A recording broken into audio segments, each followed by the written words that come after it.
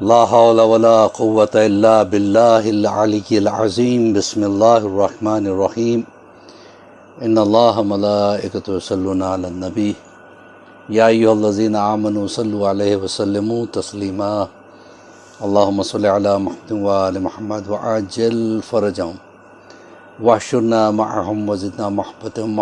محترم ناظرین، السلام علیکم ورحمۃ اللہ وبرکاتہ. جیسے کہ آپ حضرات کے علم میں ہے، یہ ہمارا درس نمبر 109 تربیت اولاد کے حوالے سے ہماری یہ کوشش ہے کہ مذہبی باتیں، دینی باتیں، at least the basic knowledge should go to our children. خاص کر ایسے بچے جو مدرسے سے دور ہیں، ان تک یہ باتیں پہنچ جائیں، اور اسی ویژن کو لے کے کہ ہمارے بچوں کی قربت امام زمانہ سے ہو جائے، ہم نے اس چینل کو شروع کیا ہے. اور ماشاءاللہ میرے بہت سے ایسے عزیز ہیں، دوست ہیں، بزرگ ہیں، بچے ہیں جو ان کلپس کو تنہا نہیں دیکھتے بلکہ اس کو آگے بڑھاتے ہیں، اور جنہوں نے سبسکرائب نہیں کیا وہ بھی سبسکرائب کرتے جا رہے ہیں ماشاءاللہ سے. اور دھیرے دھیرے یہ چینل جو ہے نا لوگوں کی پہچان میں آ رہا ہے. ہماری کوشش یہی ہے کہ اللہ ہمیں توفیق دے کہ ہم امام زمانہ کی خدمت کر سکیں. اور یہ حقیقت ہے، ہر انسان کو سوچنا چاہیے کہ میں امام کے لیے کیا کر رہا ہوں. میں نے جو یہ کوشش شروع کی ہے، میں نے اس کو ڈیڈیکیٹ کیا امام زمانہ کے لیے، اور میں چاہتا ہوں کہ ہر کوئی کچھ نہ کچھ اپنی طرف سے جو کچھ ہم کر سکتے ہیں اس اعتبار سے ہم امام کے لیے کچھ نہ کچھ کریں، اور امام کے لیے اپنے بچوں کو تیار کریں، امام زمانہ کے سپاہی بنائیں. اور اس کے لیے ماں باپ کی ڈیوٹیز کیا ہے؟ اگر ہم چاہتے ہیں کہ ہمارا بچہ امام کا سپاہی بنے تو باپ کو کیسا ہونا چاہیے اور ماں کو کیسی ہونی چاہیے. کم سے کم میں بتا رہا ہوں، کم سے کم جو ہم جو چیز بچوں کے سامنے کبھی کبھی کر جاتے ہیں جو غلط ہے وہ نہیں کریں. مثلا میں گھر پہ تھا، لینڈ فون پہ فون آیا، بیٹے نے اٹھایا، کہا پاپا آپ کے لیے فون. دھیرے سے اس نے ریسیور پہ ہاتھ رکھ، کیونکہ ہماری دی ہوئی ٹریننگ ہے، فلاں صاحب ہے، کہہ دینا بیٹا میں گھر پہ نہیں ہوں. نے کہا پاپا گھر پہ نہیں ہے. لیکن یہ آپ نے کہلوا دیا، بچے نے کہہ بھی دیا، لیکن آپ کیا کر رہے ہیں؟ اس بچے کے دل میں آپ جھوٹ کو ایک اچھی چیز کی طرح لے آ رہے ہیں، کیونکہ آپ کو بچہ اپنا ماڈل سمجھتا. آپ جو کرو گے وہ کرے گا. آپ آج اس کے سامنے جھوٹ بولو گے، کل وہ سب کے سامنے جھوٹ بولے گا، کیونکہ یہ آپ نے سکھایا ہے. ایک صاحب ملنے آیا، بہت خوش ہو گئے، گلے سے لگا لیا، اور اس کے بعد کہا کیوں آپ نہیں آتے، بچہ دیکھ رہا ہے کتنی محبت ہے آپس میں. ادھر وہ گئے، پکا رہا تھا یار، سر کھا رہا تھا یار. کیا ٹریننگ دے رہے ہیں آپ اپنے بچے کو؟ یاد رکھیے کہ ہماری کوشش یہ ہونا چاہیے، ایک لانگ ٹرم پلان بنانا چاہیے کہ میں اپنے بچے کو کیسے بناؤں، کس طریقے سے بچے کو بہترین بناؤ، اپنی زبان کا پابند بناؤ. کبھی کبھی یہ ہوتا ہے، میں باہر نکل رہا تھا، بیٹے نے کہا کہاں جا رہے ہو؟ میں نے کہا کہ بھائی ہم تو آپ کے لیے ٹافی لینے جا رہے ہیں. حالانکہ جا رہے تھے کسی اور کام سے. بچہ خوش ہو گیا، اچھا آپ میرے لیے ٹافی لاؤ. آپ گئے اپنا کام کر کے واپس آ گئے، ٹافی بھی نہیں لائے. یہ بیچارہ بچہ آپ کا انتظار کر رہا ہے، میرے بابا آئیں گے ٹافی آئے گی، میرے بابا آئیں گے کھلونا آئے گا، میرے بابا نے یہ وعدہ کیا تھا. گھر میں آئے، او سوری بیٹا، I am really sorry, I forgot, I am sorry, کل I swear I am going to get something for you. لیکن کس طرح کی ٹریننگ آپ دے رہے ہیں؟ آپ وعدہ کر کے اس کو پورا نہ کرنے کی ٹریننگ آپ اس کو دے رہے ہیں. ایک مالدار آدمی تھا، بہت پیسہ تھا اس کے پاس ایک واچ مین بیچارہ بوڑھا غریب تھا، جس کے پاس پہننے کے لیے اچھے کپڑے تک نہیں تھے. دسمبر کا مہینہ آ گیا، کڑکڑاتی ہوئی جاڑے آپ اپنی گاڑی میں وہ نکل کے آ رہا تھا. اس نے دیکھا کہ وہ واچ مین سکڑ رہا ہے، بالکل ٹھنڈ سے کانپ رہا ہے، ایک پتلی سی رومال سے اپنے کانوں کو بند کرنے کی، ڈھانپنے کی کوشش کر رہا ہے. مالک نے روکا گاڑی، کہا تمہارے پاس گرم کپڑے نہیں ہیں؟ کہا نہیں مالک، اب کیا کبھی بھی نہیں رہے، ایسی زندگی گزر گئی۔ تمہارے پاس جیکٹ وغیرہ نہیں ہے؟ کہا نہیں مالک، ابھی میں بھیجتا ہوں۔ اب اسے امید ہوئی کہ جیکٹ آئے گا، میں ذرا سکون کے ساتھ رات گزاروں گا۔ یہ اندر گیا، فون دیکھنے لگا، اب اسی میں کھو گیا، یہاں تک کہ سو گیا۔ 4 بجے کے قریب جب نیند کھلی تو واچ مین یاد آیا، دوڑے ہوئے باہر آیا اور مالک دیکھا کہ واچ مین مر چکا تھا، اس کی لاش ٹھنڈی پڑ چکی تھی۔ اسے بڑا افسوس ہوا، تو اس کے واچ مین کے ہاتھ میں ایک چھوٹا سا کاغذ دیکھا، اس کو کھولا تو اس میں لکھا ہوا تھا، مالک کئی جاڑے زندگی میں آئے اور گئے، میرے اندر قوت دفاع موجود تھی، میں جاڑوں سے لڑنے کی طاقت رکھتا تھا، کیونکہ مجھے یقین تھا کہ میرے پاس کپڑے ہیں نہیں، آئیں گے بھی نہیں گرم کپڑے، لہٰذا مجھے اسی میں گزارا کرنا ہے۔ ایک طاقت تھی میرے اندر، سیلف کانفیڈنس تھی، لیکن آپ کے وعدے نے مجھے ایک آس دلائی۔ اب مجھے گرمیوں یا جاڑوں کا مقابلہ کرنے کے لیے پریشانی کی ضرورت نہیں ہے، اب میرے لیے گرم کپڑا آنے والا ہے۔ اسی امید نے مجھے مایوس کر دیا، اور میری قوت دفاع، میری وہ طاقت جس سے میں جاڑوں سے لڑ رہا تھا، وہ ختم ہو گئی، اور میں کمزور پڑ کے اب مر رہا ہوں۔ اگر میں مر گیا تو یہ آپ کے وعدے کی بے وفائی کی وجہ سے۔ مالک رونے لگا، میں نے یہ کیا کر دیا؟ تو کبھی اگر کسی سے کوئی وعدہ کرو تو اس کو نبھانا ضرور، ورنہ بچے جب دیکھیں گے آپ وعدہ کر کے آپ نہیں نبھا رہے ہیں، وہ بھی ویسے ہی کریں گے۔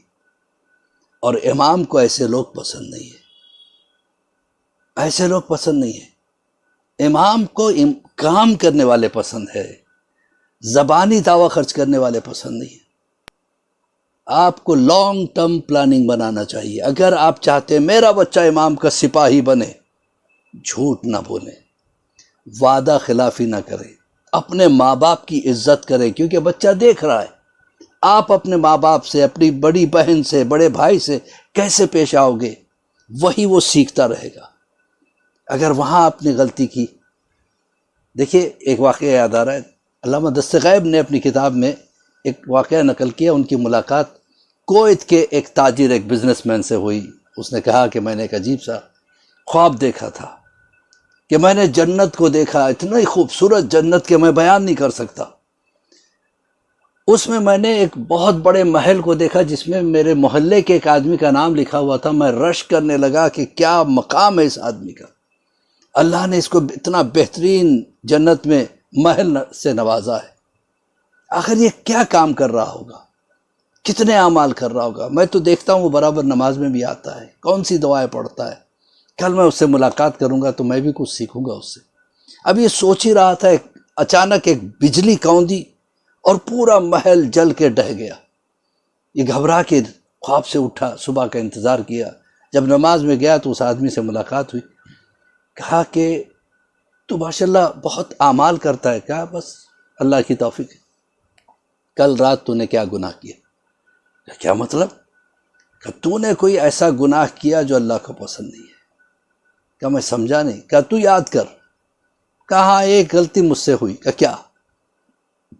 میرے بابا، میرے والد مجھے ایک کام کرنے کے لیے منع کرتے تھے، دیکھو بیٹا یہ کام مت کرنا، اور میں اس کی پرواہ کیے بنا میں وہ کام کیا۔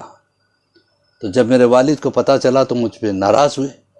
جب وہ ناراض ہوئے تو میں نے بلند آواز میں والد سے بات کی کہ اب میں بڑا ہو چکا ہوں، آپ کو مجھے ٹوکنے کا کوئی حق نہیں ہے۔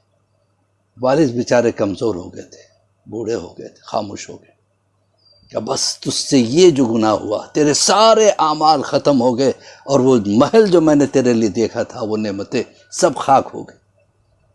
ماں باپ کے ساتھ یا بڑی بہن یا بڑے بھائی کے ساتھ منہ زوری کبھی نہ کرنا، انہیں احترام کرنا۔ اگر آپ احترام کرو گے تو آپ کا بچہ وہی سیکھے گا۔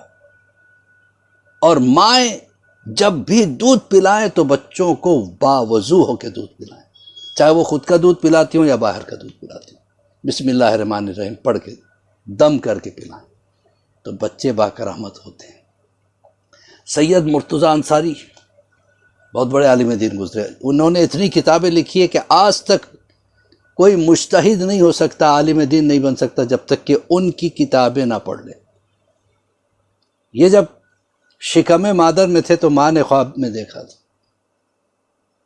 کہ چھٹے امام قرآن مجید لا کے تحفے میں دے رہے ہیں، تو انہوں نے کسی سے پوچھا تو تعبیر بتائے گی کہ تمہیں ایک ایسا بیٹا پیدا ہوگا جو عالم دین بنے گا۔ وہ تھے شیخ مرتضیٰ انصاری۔ تو یہ اتنے بڑے عالم دین تھے کہ ان کے بہت چاہنے والے بہت سٹوڈنٹس بھی تھے۔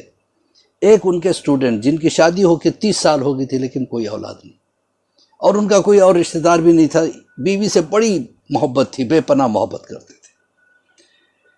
ایک مرتبہ ایسی بیوی بیمار ہوگی، اتنی بیمار ہوگی کئی سال ہو گئے بستر سے اٹھ نہ سکی، اب کوما میں چلے گی، انہیں یقین ہو گیا کہ اب یہ مر جائے گی۔ یہ اپنے استاد شیخ مرتضیٰ انصاری کے پاس آئے، کہنے لگے کہ میری بیوی کو بچا لیجیے، اگر آپ دعا کریں گے تو صحت ہو جائے گی، کیونکہ اللہ نے آپ کو کرامتیں دیا، آپ امام کے چاہنے والے۔ تو ایک وجد میں آ کے انہوں نے اس طریقے سے اس کیفیت میں دعا کی کہ ان کی آنکھوں سے آنسو جاری، پھر آنکھوں کو کھول کے کہا جاؤ اللہ نے تمہاری بیوی کو لوٹا دیا۔ دیکھیے کیا مقام ہے، یہ کوئی نبی نہیں تھے، معصوم نہیں تھے، امام نہیں تھے۔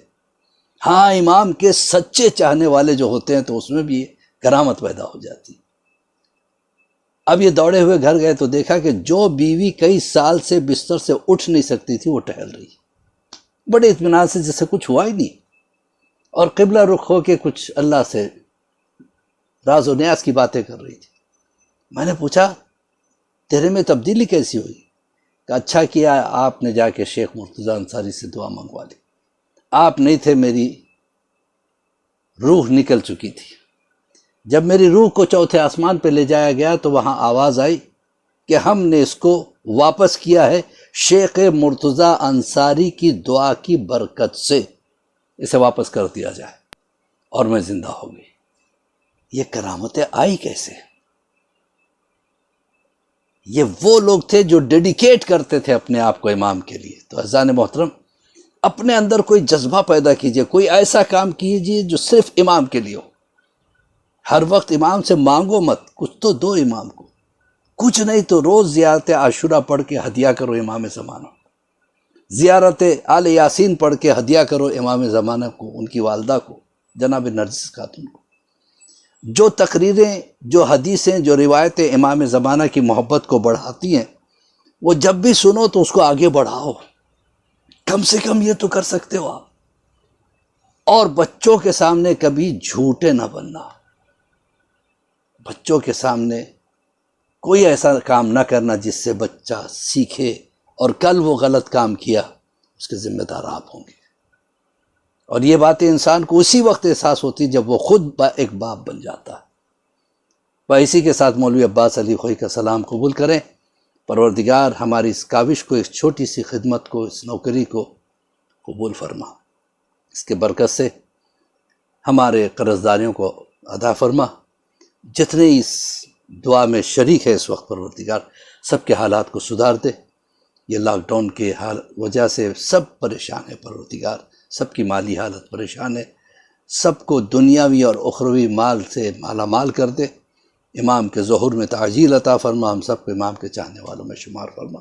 فقط والسلام ورحمۃ اللہ وبرکاتہ۔